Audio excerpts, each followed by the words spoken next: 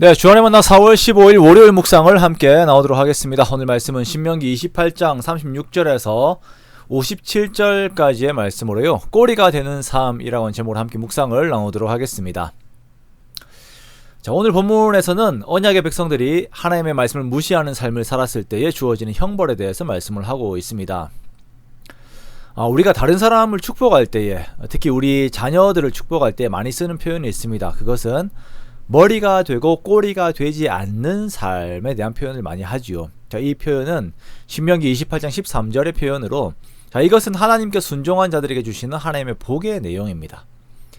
사람들 중에서 높아지게 되는 것은 하나님 앞에서의 순종, 즉 하나님 앞에서의 낮아짐이 있을 때에 사람들 앞에서 높아지게 됩니다. 그렇지요. 우리가 말씀을 따르고 그 가치들을 존중할 때에 하나님께서 우리들을 높여주십니다.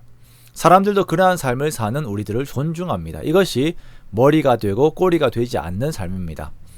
그러나 안타깝게도 꼬리의 삶을 살게 되는 경우가 있습니다. 그것은 하나님을 우리가 존중하지 않을 때에 그렇게 되어버려요. 하나님을 경외하지 않고 그 말씀을 따르지 않을 때의 경우이죠. 하나님께서 가나안의 축복과 번영을 허락하였을 때에 가장 우려하신 것은 이스라엘 백성들이 그것들의 마음을 빼앗겨서 하나님을 잊는 것이었습니다. 하나님께서는 신명기에서 수차례 이에 대한 경고를 하십니다. 사람이 부족할 때에는 나에게 채워짐이 있으면 하나님을 잘 섬길 수 있을 것이다 라고 생각을 하면서 하나님께 구합니다. 그러나 우리들이 항상 잊지 않아야 하는 것은 나의 풍족함이 하나님을 버릴 수 있는 위험 요소가 된다라는 것입니다. 아굴의 시로 유명한 잠언 30장에 보면 9절 말씀에 유명한 구절 하나가 있지요. 혹 내가 배불러서 하나님을 모른다 여호와가 누구냐 할까 하오며, 혹 내가 가난하여 도둑질하고 내 하나님의 이름을 욕되게 할까 두려워함이니이다 라고 이렇게 고백한 장면이 있습니다. 자, 우리들의 삶에서 하나님을 알고 하나님과 함께 하는 것이 가장 귀한 가치인데, 내가 배불러서 너무 평안하고 세상이 좋으니까 하나님을 모른다 여호와가 누구냐 할까 하오며 라고 두려워하는 심정을 그대로 보이고 있습니다. 즉 이것은 아굴에게 뿐만 아니라 모든 사람들에게 보편적으로 찾아오는 위협이라는 것이에요. 오늘 47절의 말씀처럼 내가 풍족할 때에 기쁨과 즐거운 마음으로 여호와를 섬기지 않으려고 한다라는 것입니다. 그렇기 때문에 우리들은 항상 나의 상황보다 하나님의 말씀을 더욱 앞세워야 합니다. 내가 잘 먹고 잘 사는 것보다 하나님 말씀 앞에 올바로 서는 것이 더 중요한 가치로 우리들의 삶의 자리를 잡고 있어야 합니다. 왜냐하면 우리가 하나님의 말씀을 떠나는 순간 하나님께서 주신 축복이 우리들에게서 떠나기 때문입니다. 머리가 되었던 삶이 꼬리가 되는 삶이 되어버려요. 하나님께서 경고하시는 징벌의 내용들을 보면 바벨론 포로의 시기들을 미리 예언을 하시거든요. 왕이 포로로 잡혀가게 될 것이다 말씀하시고, 그리고 농사를 지어도 메뚜기와 벌레가 먹어버려요.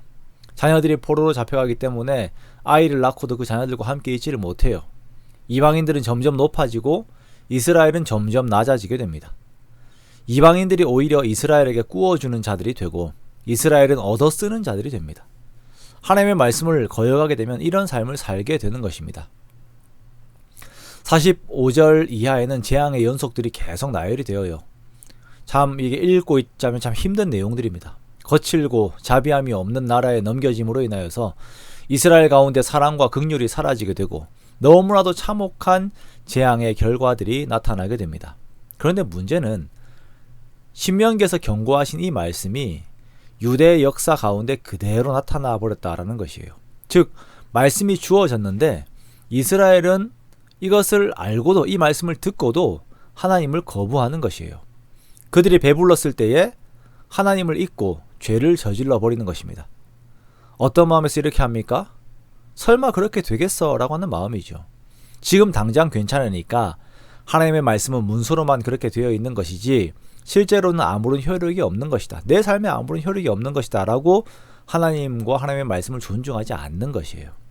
그렇게 자기의 소견에 옳은 대로 살아버리는 것입니다. 이것이 무서운 것입니다.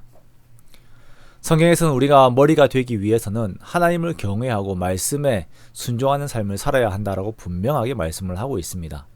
그러나 우리가 이 말씀을 무시하고 다른 세상의 방법에서 내가 생각하기에 옳은 방법론에서 내가 머리가 될 수 있고 구워주는 자가 될 수 있다라고 생각을 하고 있다면 우리는 빨리 길을 돌이켜서 하나님의 말씀으로 걸어가야 할 것입니다.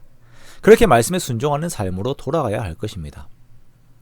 사랑하는 성도 여러분, 설마 그렇게 되겠어? 라고 하는 잘못된 가능성의 믿음에 여러분을 맡기지 마십시오. 정말 그렇게 되어버립니다.